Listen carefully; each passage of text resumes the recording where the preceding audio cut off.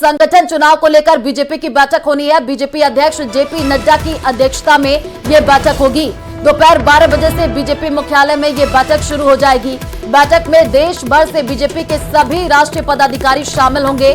सभी प्रदेशों के अध्यक्ष, संगठन मंत्री इसमें मौजूद रहेंगे।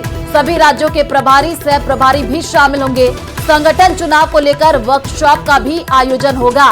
तो ये बड़ी जानकारी आपको दे रहे हैं और सूत्रों का दावा है कि इस बैठक में बीजेपी के प्रदेश अध्यक्षों, जिला अध्यक्षों और मंडल अध्यक्षों के चुनाव की तारीखें तय होने की संभावना है। साथ ही संगठन चुनाव की प्रक्रिया को लेकर बीजेपी के सभी राष्ट्रीय पदाधिकारियों और सभी प्रदेश अध्यक्षों समेत संगठन से जुड़े करीब 125 शीर्ष नेताओं के साथ कार्यशाला आयोजित की जाएगी। और इस बैठक में शामिल होने के लिए बीजेपी प्रदेश अध्यक्ष मदन राठौड़ दिल्ली पहुंच गए हैं। राष्ट्रीय पदाधिकारियों के अलावा हर राज्य से प्रदेश अध्यक्ष और प्रदेश महासचिव भी इस बैठक में मौजूद रहेंगे। बैठक में सभी राज्यों के प्रभारी और सह प्रभारी के साथ साथ बीजेपी के सभी मोर्चों के राष्ट्रीय अध्यक्ष भी मौजूद रहेंगे। ज्यादा जानकारी के लिए संवाददाता विनीत हमारे साथ जुड़ चुके हैं। विनीत, दोपहर 12 बजे ये बैठक शुरू हो जाएगी। काफी महत्वपूर्ण ये बैठक, क्या कुछ जानकारी बैठक को लेकर? मैं आपको बताना चाहूंगा कि बीजेपी जो है वो जिस तरह से लगातार समय समय पर अपने राष्ट्रीय अध्यक्ष चुनाव को लेकर के एक संगठन पर्व जो है वो मनाती है और इसी प्रक्रिया के तहत अभी जो है वो संगठन पर्व को लेकर के एक बैठक होगी। एक बड़ी बात यहाँ पर मैं आपको बताना चाहूंगा कि राष्ट्रीय अध्यक्ष का जब चुनाव होता है उससे पहले प्रदेश अध्यक्षों का लगभग 50% से भी अधिक प्रदेश अध्यक्षों का चुनाव जो है वो हो जाना जरूरी रहता है। और इसके लिए अगर हम बात करें, चाहे वो डिस्ट्रिक्ट लेवल पर हो, चाहे वो तहसील लेवल पर हो, वो जो चुनाव होते हैं अध्यक्षों के, वो चुनाव की प्रक्रिया जो है वो पूरी होने में जरूरी होती है। तो इसी को लेकर के आज यहाँ पर बैठक जो है वो हो रही है। इससे पहले की अगर हम बात करें, इससे पहले सदस्यता अभियान जो है वो बीजेपी ने चलाया। हर एक 6 साल बाद बीजेपी जो है वो अपना सदस्यता अभियान चलाती है। उसके बाद सक्रिय सदस्य जो है वो बनाया जाता है। दोनों ही, चाहे अगर हम बात करें, पहले सदस्य प्रधानमंत्री नरेंद्र मोदी बने थे और पहले सक्रिय सदस्य भी प्रधानमंत्री नरेंद्र मोदी बने थे।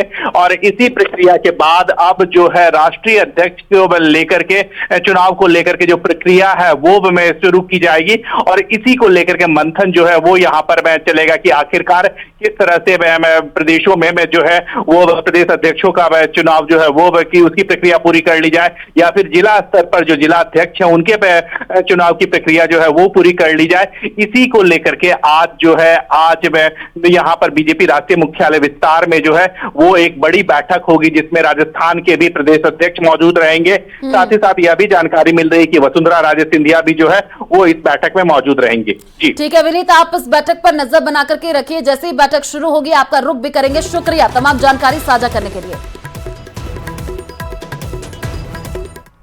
और दिल्ली से बड़ी खबर आपको बता दें, प्रदूषण को लेकर के सुप्रीम कोर्ट में सुनवाई होनी है। थोड़ी ही देर में सुप्रीम कोर्ट में सुनवाई होगी।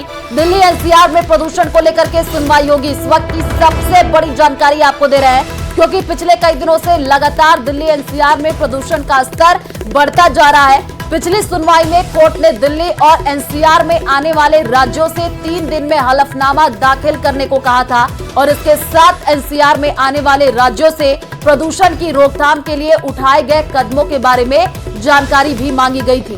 पिछली सुनवाई में कोर्ट ने एनसीआर के सभी राज्य के 12वीं तक की कक्षाओं को ऑनलाइन मोड में चलाने को कहा था। तो ये बड़ी जानकारी आपको दे रहे हैं और अलग अलग जगहों की तस्वीर आपको टीवी स्क्रीन पर दिखा रहे हैं। कैनॉट प्लेस, साथ ही इंडिया गेट की ये तस्वीर आप देखिए। नई दिल्ली रेलवे स्टेशन की तस्वीर है, जहां चारों तरफ जो है धुंध देखने को मिली और प्रदूषण का स्तर इतना ज्यादा बढ़ गया कि लोगों को सांस लेने में भी दिक्कतों का सामना करना पड़ा। आप अलग अलग तस्वीर देखिए। नोएडा की तस्वीर है और लोधी रोड की भी तस्वीर आपको टीवी स्क्रीन पर दिखा रहे हैं। और आपको बता दें कि सुप्रीम कोर्ट का राज्य सरकारों को 5 निर्देश, वो क्या क्या निर्देश दिए गए हैं वो भी आपको बता दें। दिल्ली, हरियाणा और यूपी राज्य सरकारें ग्रैब 4 के प्रतिबंध तुरंत लगाए और इनका सख्ती से पालन किया जाए। राज्य सरकारों को एक टीम गठित करने को निर्देश दिया गया जो ग्रैब 4 के प्रतिबंध को लागू करने की मॉनिटरिंग करेंगे और अगर किसी प्रतिबंध का उल्लंघन किया जाता है तो ऐसे केस सुलझाने के लिए मैकेनिज्म बनाया जाए। जब तक हम अगला आदेश नहीं देते तब तक ग्रैब 4 लागू रहना चाहिए। तो सुप्रीम कोर्ट ने राज्य सरकारों को ये 5 निर्देश दिए थे, जो कि हम आपको बता रहे हैं, समझा भी रहे हैं। एनसीआर में शामिल राज्य सरकारें 10वीं और 12वीं की क्लास ऑनलाइन चलाने पर फैसला ले, यह सुप्रीम कोर्ट की तरफ से कहा गया था।